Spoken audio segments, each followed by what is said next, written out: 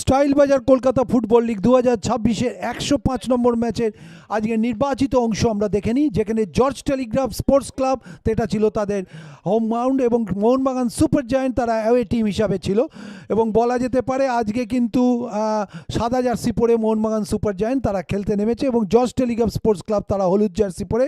খেলা শুরুর আগে সেই সৌজন্য বিনিময়, এবং আজকের রেফারি শোভন রায় তিনি কিন্তু আজকে তার সহযোগীদের নিয়ে ম্যাচ শুরু করেন। একটা প্রত্যাশা ছিল ব্যারেটোর প্রশিক্ষণাধীন জর্জ টেলিগ্রাফ কী করে মোহনবাগান সুপার জায়ান্টের বিরুদ্ধে, কিন্তু প্রথমার্ধের শুরুতেই মোহনবাগানের একটা আক্রমণ, কিয়ান নাসিরির মাইনাস থেকে একটা গোল হওয়ার মতো পরিস্থিতি। তারপর দূরপাল্লার একটা শট ছিল কিয়ানের, সন্দীপ মালিকের এই শটটা কিন্তু গোলরক্ষক বিশ্বনাথ ওরাও, তারপর সেই সেন্টার থেকে সোহেল ভাটের হেড, দুর্দান্ত একটা এফোর্ট ছিল, যেখানে কিয়ান নাসিরির সেন্টার একটু ডিফ্লেকশন ছিল, সেই ডিফ্লেকশনটাকে ফলো করে দারুণভাবে দুজন সেন্ট্রাল ডিফেন্সের মাঝখান থেকে সোহেল ভাট তার নিজের প্রথম গোল এবং দলের প্রথম গোল করেন।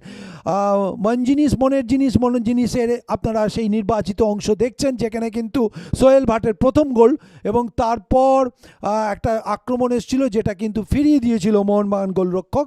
তারপর সেভাবে কিন্তু আক্রমণ, এটা কিন্তু সেই প্রথম হলুদ কার্ড যেটা রণজয় সামন্ত দেখে, এবং এইটার টাচটা অ্যালেক্স সাজির সেই টাচ অসাধারণ, একটা লোস ড্রাইভ সেন্টার ছিল যেটাকে গোলরক্ষক পাওয়ার আগেই ওই বলটা কিন্তু রিসিভ করতে গেলে কিছুতেই গোল হতো না, চলতি বলে যেভাবে ফ্লিকটা করেছে সেখান থেকে কিন্তু 2 নম্বর গোলটা পায় অ্যালেক্স সাজি দলের পক্ষে, এবং তার প্রথম গোল সিএফএলে।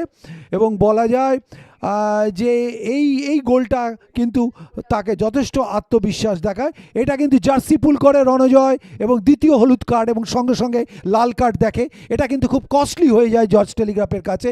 তারপর একটা গ্রাউন্ডার ছিল, যে গ্রাউন্ডারটা কিন্তু বাইরে চলে যায় মোহনবাগানের বিপক্ষে, এইটা কিন্তু তন্ময়ের একটা শট ছিল যেটা বার উঁচিয়ে মাঠের বাইরে যায়। প্রথমার্ধ 2-0 গোলে মোহনবাগানের অনুকূলে শেষ হয়। দ্বিতীয়ার্ধের শুরুতেই কিন্তু মোহনবাগান গোল তুলে নেয়, এবং এই গোলটা কিয়ান নাসিরি কর্নার থেকে এই গোলটা কিন্তু ফ্লাইট মিস করেন, এবং সন্দীপ মালিক কিন্তু চলতি বলে দুর্দান্তভাবে গোলের মধ্যে রাখেন।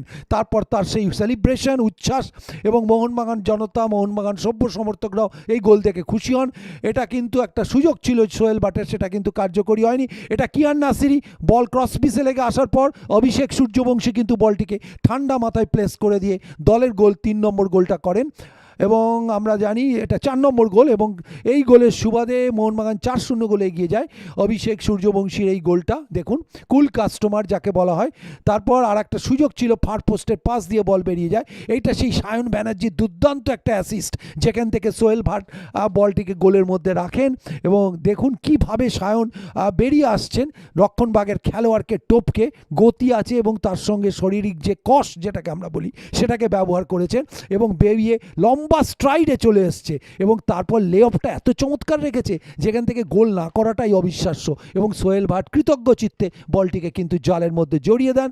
সায়নের অ্যাসিস্ট থেকে সোহেলের গোল, এটা কিন্তু একটা দৃষ্টিনন্দন গোল। তারপর সোহেলের আরও একটি গোল, যেখান থেকে সোহেল ভাট কিন্তু হ্যাটট্রিকটা করেন, এবং এটা কিন্তু রবিলালের একটা সেন্টার ছিল যেখান থেকে কিন্তু গোলটা আসে, এবং এই গোলের সুবাদে সোহেল ভাট আজকের ম্যাচে হ্যাটট্রিক করে কিন্তু ম্যান অফ দ্য ম্যাচ হয়েছেন, এবং নিঃসন্দেহে তার গোল সংখ্যাও যেমন বাড়লো, মোহনবাগান সুপার জায়ান্টেরও গোল সংখ্যা কিন্তু আজকে বেড়েছে। 6-0 গোলে তারা কিন্তু এই ম্যাচ জিতে নিয়েছে, এবং তারপর রাজদীপের মতো কিছু তরুণ ফুটবলারকে বাস্তবরাম নামিয়ে পরীক্ষা নিরীক্ষা করেন।